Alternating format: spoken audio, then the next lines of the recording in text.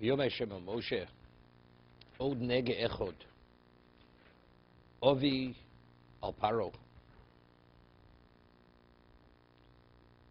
Nega means a lesion, but over here means a plague. Ovi al Paro val Mitzrayim, I'll bring upon Paro in Egypt. It's interesting. It identifies Paro al Mitzrayim. Paro is not part of Mitzrayim. Al Paro val Mitzrayim. Specifically. Achrei chen yishalach eschem mizeh. And then he will send you eschem mizeh. You say Achrei chen yishalach eschem. What's the mizeh from this? If you sent out, you're from this. I mean, where else are you being sent out from? So what's the word mizeh? It's also understood, this situation. What other situation? Okay, I'm just making the point. You say what you want to say. Howard saves it for the Seder. Okay? Kishalcho kolo. Gorish eschem mizeh. Again, he will drive you mizeh from this. See, shalcho, you could say many things. The gorish mizeh, what is that?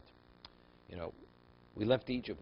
We didn't only physically leave the location. Part of Yitzis Mitzrayim was that there was a spiritual cleansing, detoxification when we left Egypt. So you could say, Sholach, that's the Shalach Eschem Yizeh.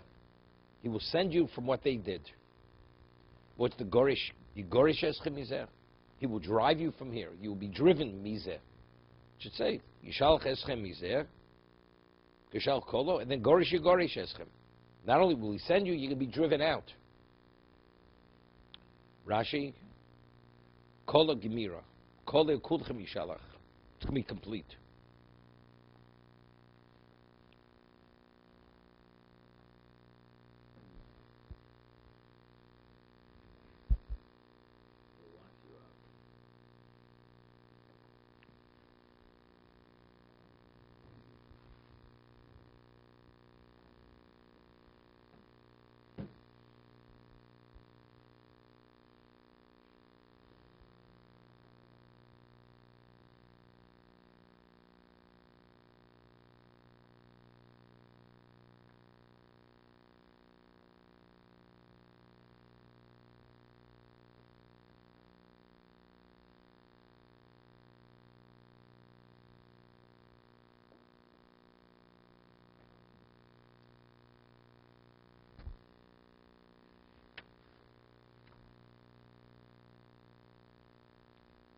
Okay, not sure.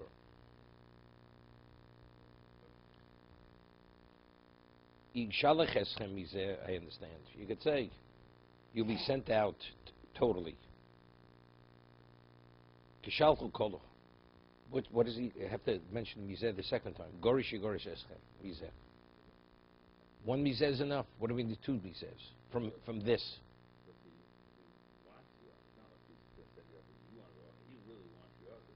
I understand that, but what does the mizeh add? What does that add? The mizeh from this. Now, how you leave that? I understand. It's gorish. You will be driven out. What's the mizeh? If it would have said gorish eschem, and in what context will you leave? He will drive you out. What's the word mizeh?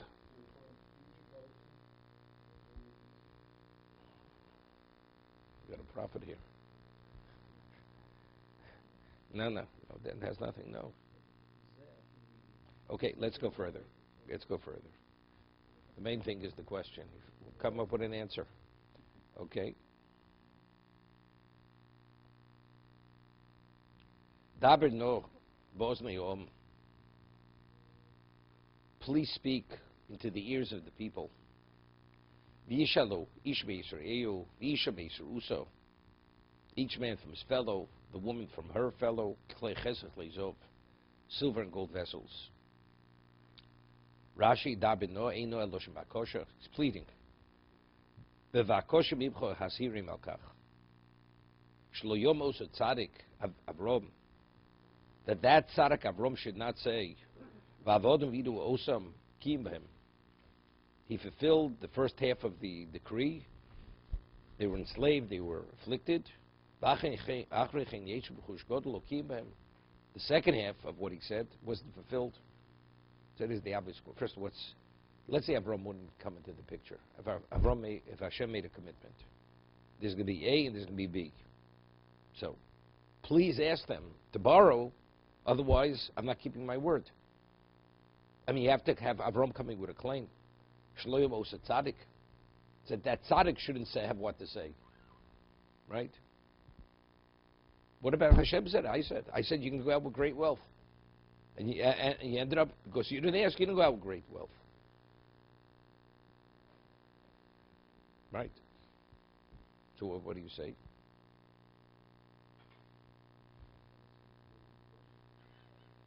Rashi says, he's quoting, it's a medrash.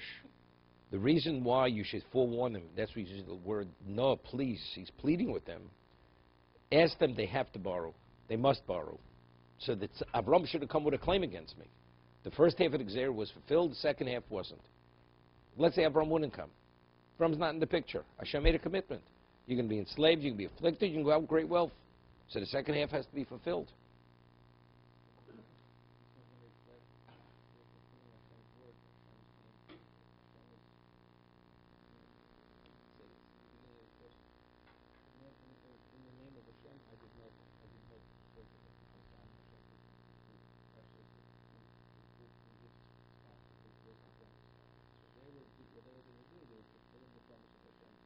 But what do you need Osa Tzaddik? Because Avram's coming with a claim. You didn't pay your debt. I need Avram to say to Hashem, you didn't pay his debt. Hashem naturally paid the debt. Shliom Osa Tzaddik. This is clear. This is grade 3 or grade 4? Okay. The question is post whatever it is. You got it. Simple question. It's so difficult. It's like let's say I said I will give you a gift. I say I will give you a gift, and I want to give you the gift. And you say, I'm not interested in taking the gift. Did I fulfill my commitment by trying to give it to you, and I try to convince you? You say, consider it as if I accepted. That's what you said to me. Consider it like I accepted. Did I fail in terms of my original commitment and promise to you? No, I didn't fail. Wait a second. You tell me what I want to say. You were telling me what Alec Zelakovich wants to say. Okay? We discussed many times. Over here it's Vayitin Hashem Eschein Om. Right? It wasn't just receiving the money. It was being valued when the slave goes asks a master for his most precious things, and the master gives it. What is he doing to the slave? He says, you know something? It's my privilege to give it to you. Whoever heard? The woman says, I would like to borrow your diamond bracelet. Jeez, whoever heard of such a thing? This is something I wouldn't even lend to my friend. And my slave should have the chutzpah to ask for my diamond bracelet, my gold necklace, and this and that. It wasn't the money. It wasn't the possession alone. Because you see the manner in which it was about. It was to give them the value. That when they leave, they should leave as what understanding, they're no less than the Egyptians. That the Egyptians are revering them. So in terms of Hashem's promise, I want to give it to you, you don't want to take. I take when I understand taking. I fulfilled my commitment. But Avraham Avinu is coming with a different understanding. It's not the money for the money. It's what it's going to do for them. Because included in that wasn't only the money. Right? Therefore, plead with them so that Avram shouldn't come and say, because they're going to leave with people with inferiority complexes, that they feel they're nothings. They have to go through the experience that the masters are giving them whatever's most precious by them, the silver and the gold. That's the way I understand it. Therefore, it's almost a tzaddik, Avram. Howard says he's not satisfied. I don't know, he's not satisfied.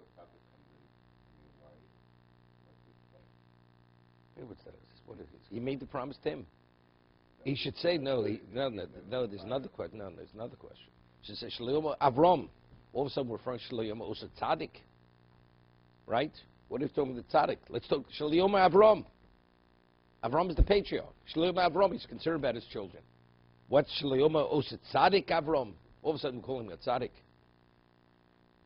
It's like certain people. I'm okay. Like certain Sephardim, they have a certain types of Sephardim, they have a habit. Some person comes to me. First, I'm older than him. What I forgot, this person will never ever know in his life. And the person says, "Tzadikal, could you give me $1? Tzadikal." No, forget about it. Stop with the words. No, stop it. Stop it. It's not. It's not. We're not here on. Stop pouring. I'm serious. I'm totally serious. You understand? The term. It's not respectful. What are you talking about? Tzadikal. Right? It's derogatory. Tzadikal. So I said to her, do you know who I am? Have you evaluated me? Right? What kind of expression is this? Tzadikal. It's pejorative. It's like, it's like, Yiddish person is yingle, like a child. It's not.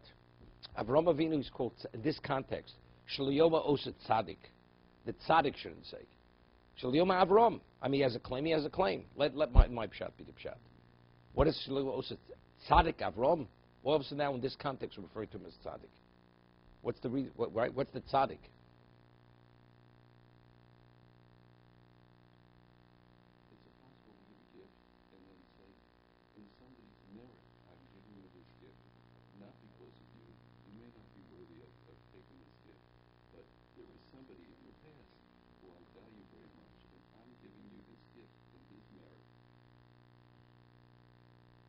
Avram over here failed. He asked the question by Moeda. We're paying the price for what he did. Right. So we're getting the gift of his merit. Just the opposite. We're only enslaved because of what he did. Right, but also Hashem made it an agreement with him that they're going to leave. So what's Shlomas Tzaddik? The Tzaddik is coming with a claim. And if I'd leave out the word Tzaddik, I'd say Avram should not come with a claim. Do you understand it to a lesser degree?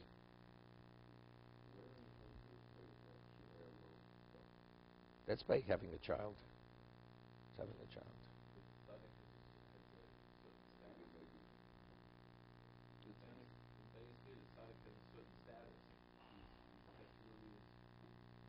Okay. If you appreciate a question, you don't give an off-the-cuff answer. Maybe it's this, maybe it's that. What are you throwing confetti over here? When they're going down what do they call it? Wall Street, Canyon of the Heroes. What are we doing over here? Okay, got to set the rules over here. Okay. Of course, there's answers. They give answers. I heard many answers just recently. My sons were telling me.